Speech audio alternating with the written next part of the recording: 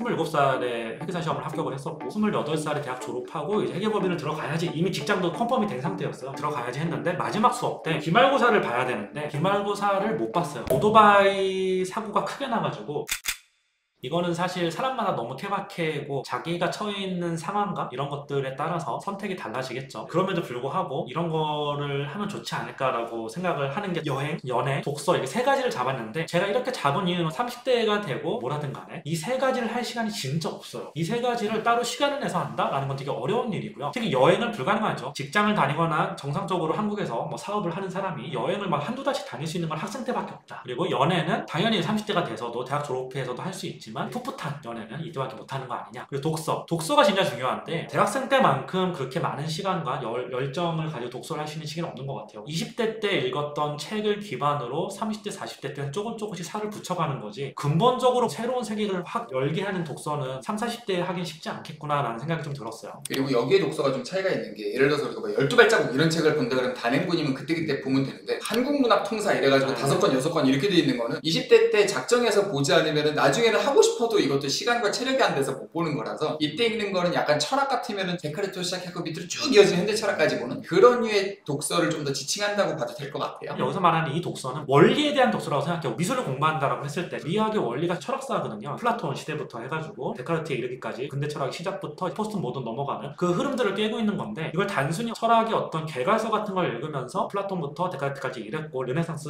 운동이 어떻게 영향을 줬고 데카르트 이후엔 이랬다, 이 정도의 흐름을 읽는 게 아니라 데카르트가 쓴 방법 서설을 읽어보고 미셸 푸코가 쓴 감시와 처벌, 관계의 역사 이런 것들을 원서들을 다 읽어보고 해겔이 썼던 이제 진짜 원문들, 번역이 잘 된 것들, 이런 것들을 읽으려면 엄청난 에너지와 시간이 필요하거든요. 물론 30대, 40대도 뭐 충분히 읽을 수 있죠. 근데 업 자체가 공부를 하는 뭐 교수라든가 이런 업이 아닌 이상 쉽진 않은 것 같아요. 계획과 시간이 너무 많이 들어가서 다른 원래 하려는 일에 영향을 주기 때문에 짜투리 시간을 이용할 수 있는 거 말고, 여기는 그냥 큰 덩어리의 원리의 근본의 기본을 공부하는 그런 류의 독서들이 있죠. 원더엑스님은 20대 때 뭘 해야 된다고 생각을 하시나요? 저는 안타깝게 이때 여행을 못 갔었고요. 대신 부업을 해보면 좋다는 생각을 합니다. 알바를 해보거나 아니면 당일로 뭔가를 일해보거나, 봉사활동도 저는 괜찮다고 생각했었고, 이를테면 대학교 때 농촌 봉사활동인데 그게 진짜 한번 살아본 적도 없는 마을에 가서 2주, 3주 동안을 쭉 있으면서 주민들이랑도 같이 있어보고 일해보고 하는 것도 좋은 경험인 거고, 저도 대학교 때 책을 많이 읽기는 했는데 오히려 저는 소설책들을 많이 봤었어요. 나중에도 볼 수 있긴 한데 소설을 쭉 이어서 보면 좋은 점은 다른 사람들의 이야기를 제가 접하는 거라서, 좀 더 어린 데서 살았을 때 그때 그런 얘기 나왔었는데 라고 하는 것들을 종종 경험하게 되거나 제 자신을 대입할 수 있어서, 어떤 책이든 많이 읽으면 좋다. 근데 그게 여러 개가 이어지면서 저한테 세계관을 갖출 수 있는 경험들이면 의미 있는 것 같고요. 물론 말은 이렇게 하고 실제로 대학교 때 제일 뭐 많이 했어 그러면 노는 거랑 스타크래프트 뭐 이런 것 같아요. 저도 그래요.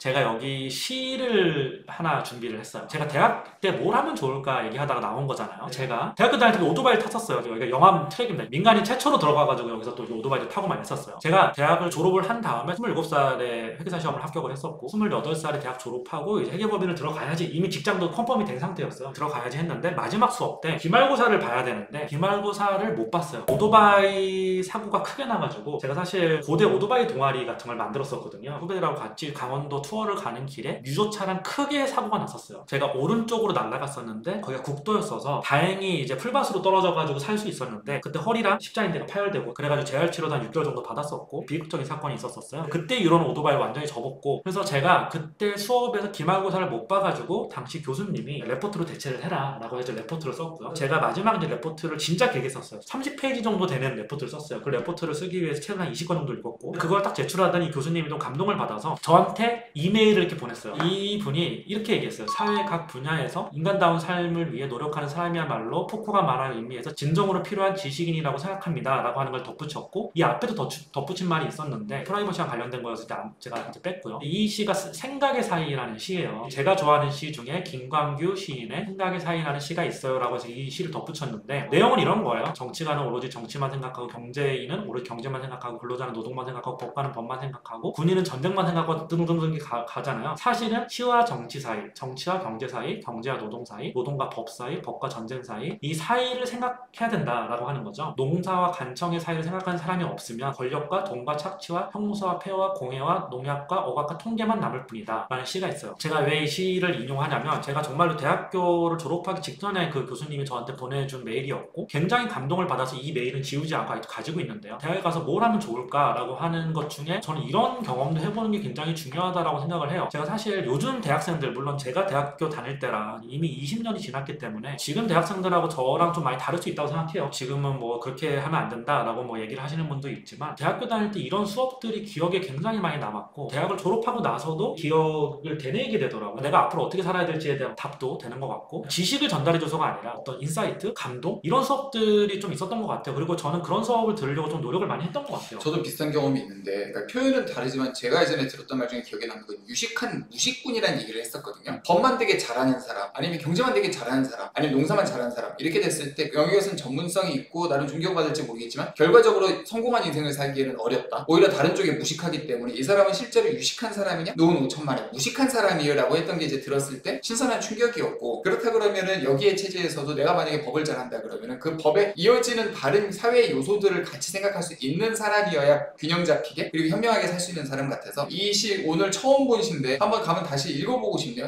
제가 생각하고 있던 거랑 많이 엮이는 것 같아요. 이게 예전에 원대신님이 그 미국에서 MBA 유학했을 때 그런 얘기 해주셨잖아요. 성공한 사람들 분석했을 때 누가 더 행복하고 이런 얘기를 좀 해주셨잖아요. 그 얘기 좀 해주시면 어때요? 행복이랑 이게 바로 직결될지에 대해서는 약간 결은 다를 수 있는데 왜냐면 이건 전체적으로 사회에 대해서 균형 잡힌 생각을 하는 거고 개인의 행복이라고 했던 부분은 굉장히 여러 가지로 엮일 수 있는데 행복이라고 하는 게 정의가 되게 모호하기는 해요. 일상생활 속에서 만족과 기쁨을 느끼어 뿌듯함 또는 그러한 상태인데 그게 내가 하고 있는 또는 내가 속한 상태에 만족도 있어야 되고요. 기쁨도 있어야 되고 거기서 즐거움을 느껴서 뿌듯함도 있어야 되는데 뿌듯함은 조금 의미나 보람으로 이어지기 때문에 이 요소들이 나에게 만족을 주고 내가 거기서 즐거움을 느끼는데 여기서 사회적인 의미도 있어. 근데 그게 문제는 오늘 행복하다고 해서 내일 행복한 것도 아니고 순간 점으로 찍히는 거기 때문에 점들의 이어짐이 결국 행복의 연장선이라고 생각을 해서 그렇다 그러면 우리가 공부하면서 이제 뭐 좋은 대학도 가고 뭔가를 배우고 나면 그걸 갖고 사회에 뭔가 기여도 해야 되고요. 내가 이 사회에서 쓰이고 있구나라는 보람까지 느껴야 그게 행복이고 개인적인 삶과도 같이 연결이 되면서 쭉 이어져야 되기 때문에 결국은 아까 얘기했던 꾸준한 노력과 이런 것까지 같이 엮이는 종합적인 부분 같네요. 저는 사실 20대 때는 어떤 뼈대를 만드는 거라고 생각을 하거든요. 근데 그 뼈대 안에 시가 되게 좋은 예시라고 생각을 하는데 물론 이렇게 다 살 필요는 없죠. 자기 성향에 따라서 이런 공부를 해도 되고 안 해도 되는 건데 이 생각의 사이, 이 사이를 고민하지 않았던 사람이 과연 사회에 나가서 이 사이를 고민할까요? 저는 아니다라고 생각을 해요. 우리가 사회에 나가고 어떤 일을 하고 어떤 분야에서 되게 잘하고 잘 못하고 뭐 이런 사람은 뭐 될 수 있죠. 기능적으로 어떤 걸 되게 잘할 수는 있는데 이 사이를 고민하기 좋은 시기는 20대라고 생각을 하고요. 제가 처음에 대학에 갔을 때 동기들 중에 상당수가 또 학생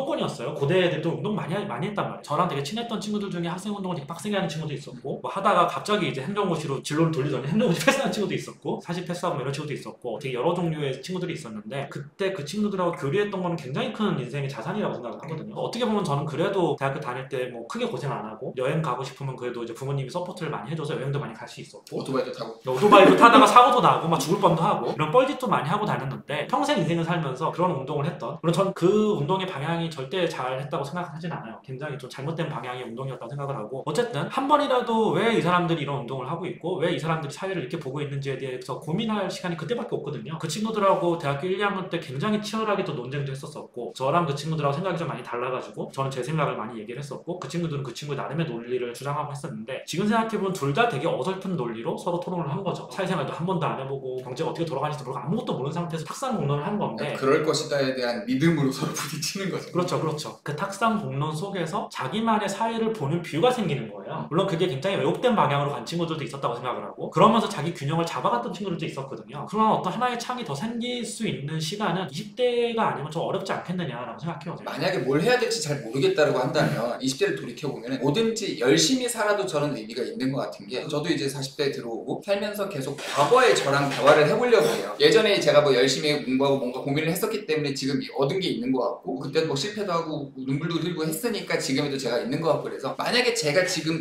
이따가 거울 속에서 20살의 저를 만나면 그래 너 되게 열심히 살았어 나는 고마워라고 얘기를 할 것 같은데 한편으로 제가 지금 60살에 만약에 제가 저한테 다가온다 그러면 저한테 뭐라고 할까가 좀 궁금해요. 네가 그때 그렇게 열심히 살아서 내가 지금 잘 살고 있어 라고 얘기를 할까 아니면 야 네가 그때 좀 더 열심히 했어야지 내가 지금 요 모양이고 이런 얘기를 하지는 않을까라고 고민하게 돼서 과거의 저랑 같이 대화할 수 있는 시간을 조금 더 가져본다 그러면 지금 20대를 살고 계신 분이라면 내가 지금 뭔가를 해놓으면은 40대 60대에 나가 와서 나한테 되게 고마워할까 그런 생각들을 해보시면 뭐라 뭐라도 열심히 하게 됩니다. 하다못해 그게 저는 게임을 열심히 하더라도 거기서 뭔가 얻는 게 있을 거고, 알바를 열심히 해도 거기서 나중에 살아가면서 일하게 되는 기반이 될 거라서 뭐든지 한번 열심히 부딪혀보고, 사람 만나는 것도 무조건 연애 성공해야 되는 거 아니에요. 만났다가 부닥쳐보고 실패하고 거기서 새로운 경험 얻고 또 새로운 사람 시도하고 하는 거라서 뭐든지 열심히 해보면 미래에 내가 와서 고맙다고 하지 않을까, 그런 생각을 해봅니다. 이 컨텐츠 자체가 어떤 사람들에게 어떤 영향을 주고 굉장히 많은 인사이트를 줄지 안 줄지 모르겠어요. 그 인사이트는 자기가 스스로 얻어야 된다고 항상 저는 생각하는 사람이고, 컨텐츠에서 공부는 이렇게 하세요, 기억 뭐 암기위는 이렇게 하세요, 무슨 법이 있어요, 이렇게 하는 거는 사람마다 다 다르기 때문에, 그 공부하는 방법이 사람이 가지고 있는 환경과 재능과 주변에 어떤 사람이냐에 따라서 다 달라질 수 있는 거라서, 법칙을 세우기보다는 그냥 이렇게 한 사람이 있구나, 그럼 난 어떻게 해야 될까, 이런 고민을 좀 해결하는 과정이 좀 있으면 좋겠고요. 그리고 그냥 이걸 라이브로 보시는 분은 왜 터보는 무슨 배경으로 저런 얘기를 할까 궁금하실 수도 있지만, 실제로 터보님이 지금 얘기했던 것들이 일상생활에 지금도 계속 루틴처럼 가는 것들이 있는 것 같아요. 아침에 지금도 오프라인 신문을 보고 온라인 신문들을 보면서 거기에 재미있는 것들은 또 스크랩해서 정리를 하고 옆에 공유를 해주고, 그러면서 또 대화를 하고 중고 집단을 이용하고 하는 그 루틴은 지금도 사실 일어나거든요. 또 내일 모레도 또 보면 좋은 기사 있으면 톡방에다 올려놓고 막 얘기 주고받고 할 텐데, 그게 20대 때 갖춰진 습관이 지금까지 이어지는 거라고 보면, 사실은 유튜브 보면서 전술을 익혀가면 되게 좋겠지만 그보다 더 나한테 오래 갈 수 있는 게 어떠한 배경에서 내가 어떤 기본을 만들고 그걸로 계속 내가 루틴을 쌓아가는가 이기도 해서, 만약에 그런 여유가 된다 그러면 이 방송은 한 번쯤은 더 곱씹어 보시고, 그래서 저 배경에서 터보님은 저 얘기를 했었구나가 있고, 만약에 질문들이 이어지면 나중에 또 이런 걸 터보님이 더 얘기할 수 있잖아요. 그래서 가보면 더 이해하게 되지 않을까, 그런 걸 같이 앞으로 보실 기회들이 있었으면 더 좋겠다, 그런 생각이 듭니다. 사실 지금 돌이켜보면 학교 자퇴를 하고 검정고시를 보고 이랬던 과정들이 비슷한 대학에 온 제 동기들보다는 좀 더 힘들게 공부를 좀 했었거든요. 그때도 이제 부모님이 유학을 가라고 했었는데 도피유학 따위는 가지 않는다, 뭐 이런 어떤 이상한 자존심 같은 게 좀 있었던 것 같아요. 그리고 결과도 좀 괜찮은 편이었고, 여기서 뭐 믿을지 안 믿을지 이런 건 저는 고려 안 하고 얘기를 하면 1000명 중에 1명, 10,000명 중에 1명 할 수 있는 일을 했다라고 생각을 했거든요, 당시에는. 인생을 살아가는데 굉장한 또 자신감이 되더라고요. 내가 이렇게까지 했는데 내가 이걸 못할까? 라는 생각도 되게 많았죠. 20대 때는 그랬어요. 근데 이제 20대에서 40대로 넘어가게 되면 아, 내가 세상에 못하는 게 있을 수 있겠구나 라는 생각으로 가게 되고요. 사람이 겸손해지게 되고 하는 것 같은데, 어쨌든 20대 때는 자신감이 넘쳤었어요. 자신감이 넘칠 수 있었던 그 이유 중에 하나가 하나의 어떤 큰 산이 있었는데 그걸 극복하고 나니까 세상 못할 게 없을 것 같은 생각이 좀 들었었고, 제가 전공자가 아니었음에도 불구하고 회사 공부를 했을 때에도 힘들게 공부하지 않았었거든요. 저는 혼자 공부했었고 1년 한 8개월 정도 공부를 했었는데, 그때 그런 생각이 있었던 것 같아요. 20대의 자만감 이런 거라고 생각이 될 수도 있는데, 회사 이 시험 딱 보러 들어갈 때 아니 대한민국에서 내가 이 정도 공부를 했는데 내가 아니면 이 시험을 누가 붙지라는 생각이 진짜 들더라고요. 그런 것들이 살아가는데 굉장히 큰 모티베이션도 되고 마음의 뼈대라고 생각을 해요. 20대 때 해야 될 것 중에 하나가 실질적인 뼈대를 만드는 거, 영어 공부를 한다든가 전문 자격증을 딴다든가 그 실질적인 뼈대를 만드는 작업을 한다라고 하면, 또 하나 또 해야 될 거는 이런 과정들을 통해서 심리적인 뼈대를 또 만들어야 된다고 생각을 해요. 20대 때 만들어 놓은 실질적인 뼈대와 심리적인 뼈대, 이 두 뼈대를 가지고 30대에 살을 붙여가면서 자기 커리어를 쌓아가는, 이렇게 가야 된다고 생각을 합니다. 되게 그게 인생을 살아가는데 중요한 경험, 자신감의 원천 이런 거라고 생각을 하고요.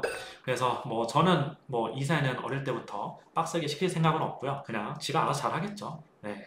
의대 보낼 생각은 전혀 없고요. 제 와이프도 의사지만 전혀 그런 생각이 없더라고요. 의사라는 직업이 경제적 지대를 언제까지 가지고 있을 거냐라고 하는 것도 그렇고, 의대 보내는 것보다는 조금 더 자유롭게 다른 것들을 공부하면서 인생을 보내면서 즐겁게 살 수 있는 길이 많은데 굳이 의대 보낼 필요는 없는 것 같아요. 네, 그리고 원더힐스님 같은 경우는 제가 되게 좋아하는 분이고, 제가 가지지 못한 인사이트들도 굉장히 많이 가지고 있어서 공부 컨텐츠를 반응이 좋다면 다음에 공부 관련해서 또 Q&A를 받던지 원더힐스님이 시간이 될 때 또 컨텐츠를 또 찍어보도록 하겠습니다. 네, 네, 네. 제가 생각하고 제가 이야기한 뭐 저의 경험을 토대로 이야기한 거기 때문에 꼭 여기에 맞춰서 할 필요는 전혀 없다고 생각을 하고요. 각자 자기가 할 수 있는 것들에서 되게 열심히 하면 되지 않나라고 생각합니다. 제가 생각했을 때는 이 세 가지는 20대가 아니면 할 수 없는 것들이라고 생각을 해서 꼭 20대 때 하면 좋지 않을까라고 생각해봤고요. 여기에 당연히 학과 공부도 해야죠. 이거 안 하면 안 되죠. 요즘에 학과 공부 취업하기도 힘들고, 취업해서 뭐해? 나 스타트업이나 할래? 뭐 이런 분들도 있겠지만 인생의 리스크를 맞춰주는 역할도 하기 때문에 공부도 투자라고 생각하는데, 자기 인생에 대해서 투자를 할 때 상방만 보고 갈 수는 없는 거잖아요. 상방이라고 하는 거는 위로 올라갈 수 있는 가능성을 상방이라고 하고, 하방이라고 하는 거는 밑으로 내려갈 때 어디까지 내려갈 수 있느냐를 하방이라고 하는데, 결국 저는 학벌의 의미도 거기에 있다고 생각을 해요. 우리가 가장 좋은 투자는 하방이 단단한 기업에 상방이 많이 열려있는 기업에 투자하는 게 가장 좋은 투자잖아요. 우리가 이제 좋은 대학에 가서 좋은 교육을 받고 좋은 어떤 스펙을 쌓고 하다 보면 스타트업 스타트업을 해가지고 상방을 날 많이 열고 싶어, 아니면 사업을 안 하더라도 주식 투자나 뭐 코인 투자를 한다든가 이런 식으로 상방을 열 수 있는 길들은 되게 무수히 많은데, 문제는 하방이라는 거죠. 우리가 20대 때 투자했던 많은 것들이 상방을 여는 데에도 투자를 하지만 하방을 단단하게 만드는 데도 투자를 하는 거거든요. 그래서 가장 좋은 투자처, 주식을 볼 때 하방이 단단하고 상방이 많이 열려있는 기업이잖아요. 제 주변에서도 투자로 부자가 된 사람들을 보면 그 하방 관리를 굉장히 잘해요. 리스크 관리를 굉장히 잘한다는 거예요. 리스크 관리를 안 하고 하는 투자는 거의 뭐 도박이랑 거의 비슷한 거거든요. 그리고 20대 때는 시간도 많고 뭔가를 단단하게 뼈대를 만드는 시기라고 아까 얘기했듯이, 그렇지. 그러니까 심리적으로도 그렇고 이제 자기 실질적으로도 그렇고 두 가지 뼈대를 만들면서 20대를 보내면 좋지 않을까 생각해요.